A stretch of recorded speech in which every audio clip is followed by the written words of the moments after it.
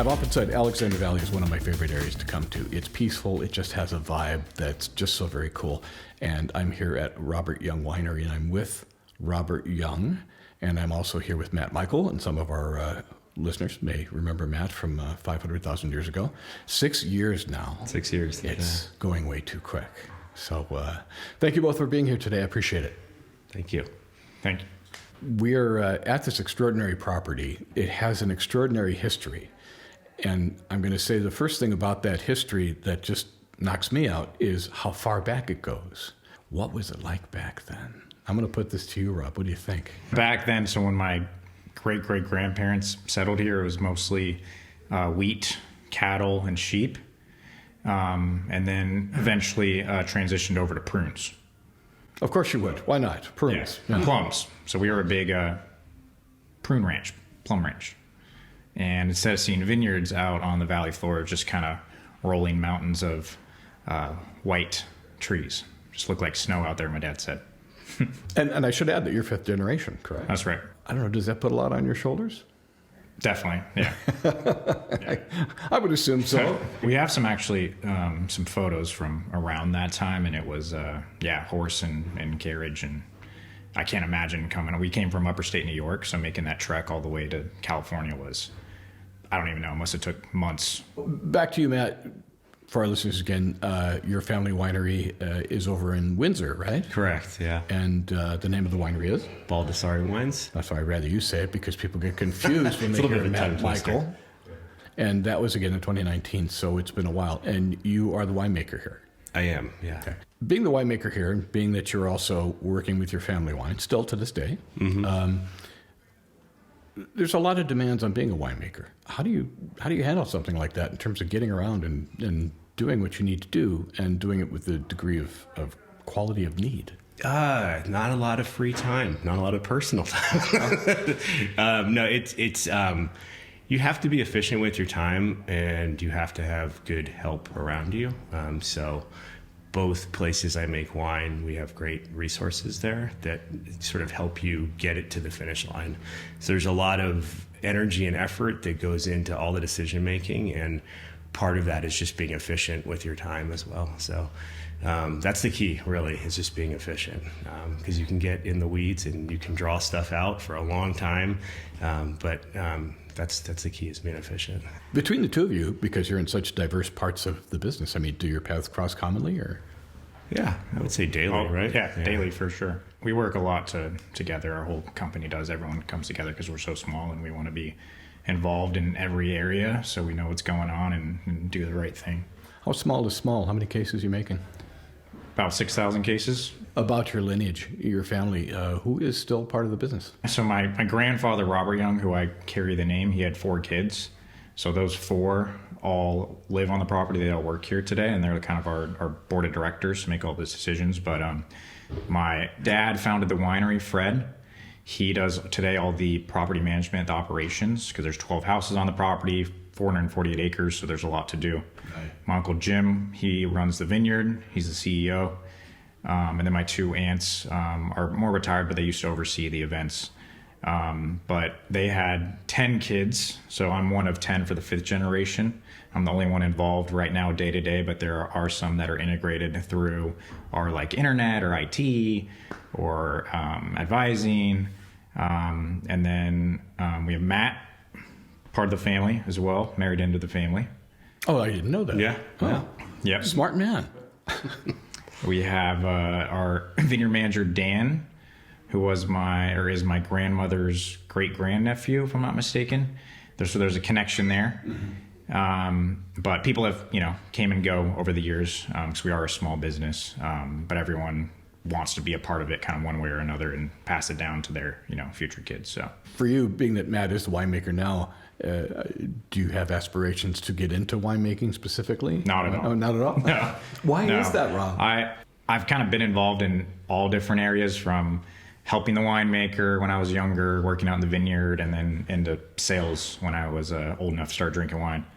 But that's sales side, hospitality, that's what I fell in love with. How many vintages do you have behind you, Matt? This will be my 25th. Wow. Yeah. And you're still a young guy. I am. How old were you when you made your first vintage? I was 24. 24, yeah. Now, Rob, you talk about when wine was being made here. So previously it was vineyards and the grapes are being sold, and you said many are being sold to this day, right? Right. Yeah, we started the vineyard in 1963, and that was my grandfather, Robert Young. He was actually the first one to plant Cabernet Sauvignon, and Alexander Valley was known for today. And then my dad in 97, alongside his siblings, started the winery in 1997. So we've only been making wine for 25 years now. 1997 didn't seem like that long ago, but it was a long time ago. Yeah, and you're right. We sell most of our grapes, 93% today, to other wineries. Matt, so the wines you make here, we have a few behind you, of course, very subtly in the picture. Let's talk about what you're making here. Obviously, you can see there's some Chardonnay, a lot of Cab Franc, Merlot. Yeah. You have another one we're going to come to in a few minutes, which I've never heard of, which I'm really curious about. But let's walk through what you're making here. Yeah, for sure. So the Robert Young Estate's really known for two wines in general, Cabernet Sauvignon and Chardonnay. Chardonnay is sort of the mainstay, I think, for this brand, in the fact that it was developed in accordance with Dick Arrowood. So he helped design the style of Chardonnay. This is a warmer area in Alexander Valley. So we sort of just decided at that point that it would help to have the wine barrel fermented. So we barrel ferment and age the wine for 24 months in oak. And what that really does is lend a tropical note and a fleshiness to the wine. So it's sort of that California style of Chardonnay before it got diluted down into a number of different wines where the style kind of got lost a little bit.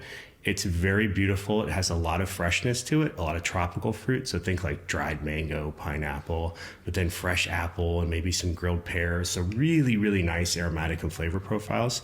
So that's sort of our flagship for the white wine. And we're known all over Sonoma County and outside of California as well for that wine. And then Cabernet Sauvignons, because of our location in the valley here, we're up against these beautiful mountains here. You can see the Mayacamas. And so we're in this little pocket of Alexander Valley. So we get a lot of warmth and a lot of heat here. So all of our Cabernet Sauvignons come from the hillside here. And our flagship wine is the Scion. And the Scion is named after, Robbie can tell you the story in a second, but after the Robert Young's 4 children, they're called the Scions. And so it's a bud or a shoot off of a rootstock, but it's also an heir or descendant of a prominent family. So the Scion is a Bordeaux blend. It's a Cabernet-based blend, and it's usually 75 to 80% Cabernet Sauvignon. And then depending on the vintage, we'll blend in Petit Verdot, a little bit of Merlot. So good structure, good character of Alexander Valley. So what you get is some of this like dark fruit, currant, black raspberry, and then a little bit of chocolate, and then a little bit of that dusty, loamy herbal side that sort of Alexander Valley is known for. It's not just straight fruit, so you get some layers in there. And to me, it smells like a true Bordeaux blend. So those are sort of our flagship wines, and then we also make an additional 15 different wines in the portfolio. Oh my! Anything from a Sauvignon Blanc to a Pinot Blanc to a Malone, which we're one of the only bearing acres of Malone in the state. And then we also have a Viognier and Merlot, Cab Franc. So I can go on and on, but there's a lot of varietals here in the portfolio. This Merlot wine you were discussing, which could easily be confused with Merlot just by the name. I'm not familiar with that grape at all. Tell me about that. Yeah. It's so its proper name spelled all the way out is Melon de Bourgogne, which means literally Malone of Burgundy. So it was a variety that was originally grown in Burgundy, and then at some point they declassified it, as they do there. They say, okay, this grape is no longer worthy of this appellation, so we're not going to grow it here anymore. And it found a home in the Languedoc area as muscadet. And so over there, it's grown. It's really it's quite nondescript, and it has a really high acid content. And so they sort of use it as an oyster wine over there. It's more of an aperitif wine, but they make some great wines out of it as well. So there's very little planted in California. And it looks like when it was planted, it happened in the late 80s, early 90s, and it was misidentified as Pinot Blanc. So what we have is a lot of Pinot Blanc planted on the flats, and then right next to it we have Malone. And so at some point it was identified as Malone, and then we've since tagged and identified it. but we didn't actually make a wine out of it for Robert Young until 2022, I believe. Does that sound right? Yeah. And so this was sort of a walk for us because we didn't know what to do with this. So when we went out and tried to source Malone varietals, there was, I think, one in Oregon. There was one in, I think, Washington, and then maybe one in Central Coast. And we had the only bearing acres at the time in California alone. So it was sort of a real litmus test to see, like, what can we do with this? Yeah. And then we pulled in some French wines as well, and they were wildly different. So what we get here is our sunshine and our heat really transforms that grape into something a little bit more exotic and fresh and fun. And so overall, the style is a simple one. So we just go direct to press. We barrel ferment it in really old white barrels for 4 months, and then we bottle it. So really simple, yeah. Wow. So it's got freshness to it, a little bit of creaminess from the neutral barrels. But I think the aromatics on it are what really blow people away because it's got this sort of wildflowers, like if you're in a meadow of wildflowers, that aromatic profile to it, a little bit of waxiness. Very unique. You know when you're smelling it, you don't know what the variety is. You know it's something different.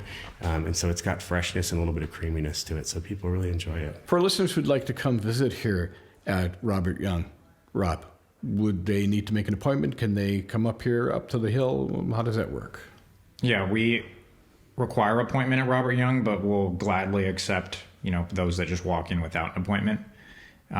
We strive to be the benchmark and offer the best experience possible. And we want to make sure we have the time to spend with those guests where we're not pulled too many different ways, because I've seen that at other places. So we want to make sure you come here, we spend the time with you, you can learn everything you ever wanted to learn about wine. And Matt, for our listeners who'd like to learn about Robert Young online, what is the website? It's www.ryew.com. All right. Well, Rob and Matt, thank you both for taking the time. Matt, good seeing you again. And Rob, a real pleasure to meet you both. Thank you. I hope Robert Young stays unconsolidated. Thank you.